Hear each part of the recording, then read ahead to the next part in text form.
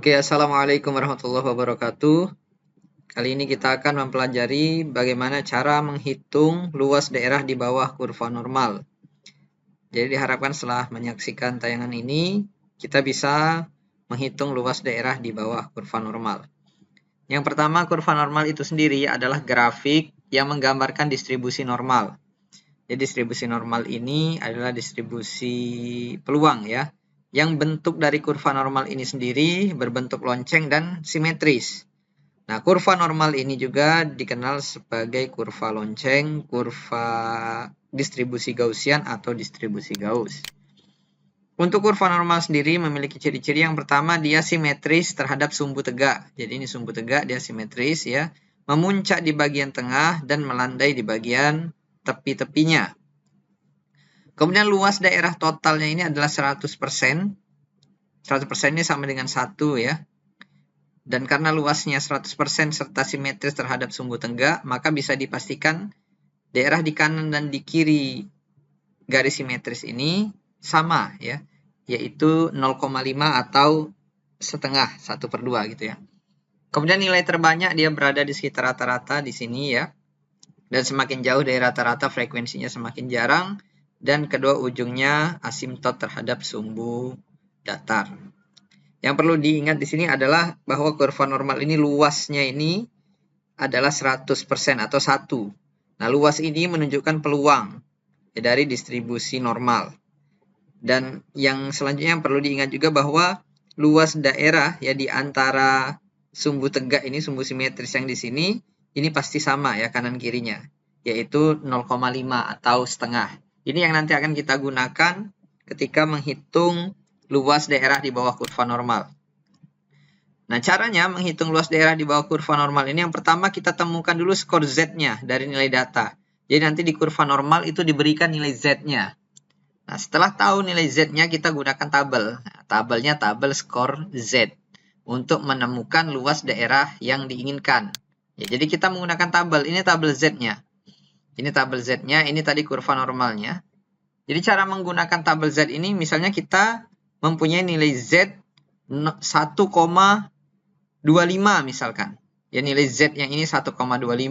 Maka luas daerah yang akan kita cari itu kalau berdasarkan gambar ini yang diarsir itu dari pojok sini sampai ke Z. Berarti dari negatif tak hingga di sini ya, sampai ke Z. 1,25. Maka kita akan menghitung 1,25. Di sini 1,2.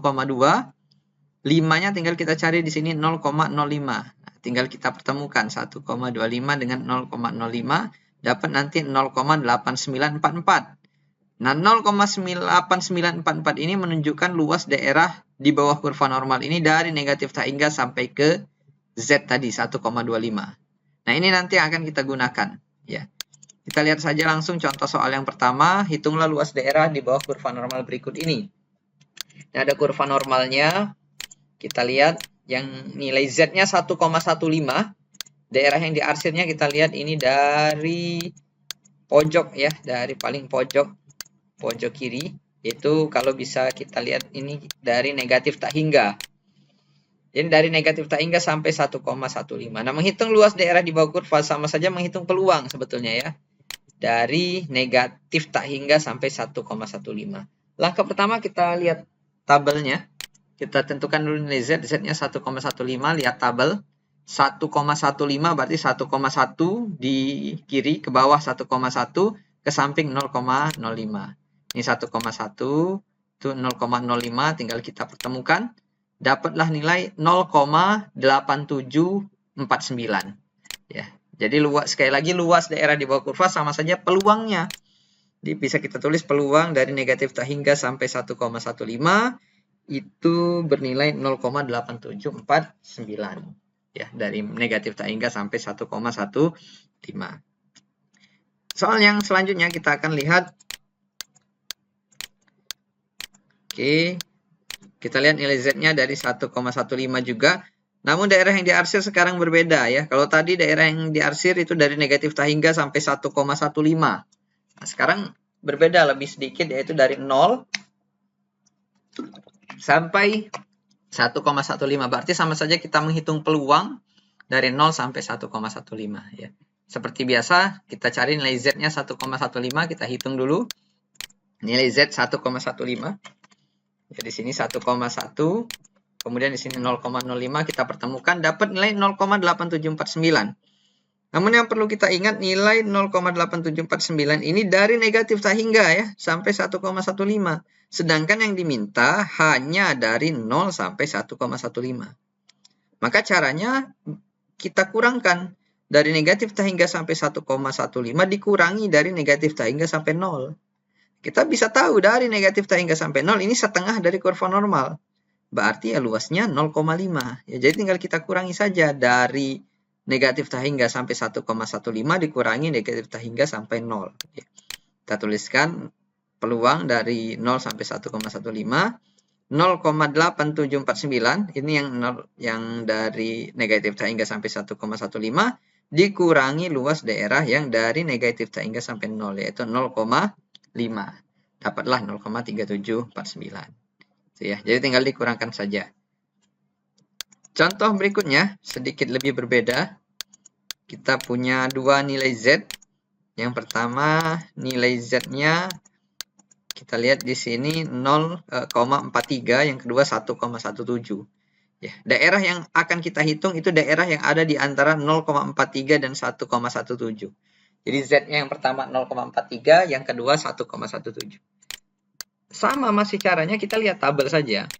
Ya, yang pertama 0,43 terlebih dahulu kita cari 0,4 dengan 0,03 di sini ya, kita pertemukan dapat nilai 0,6664.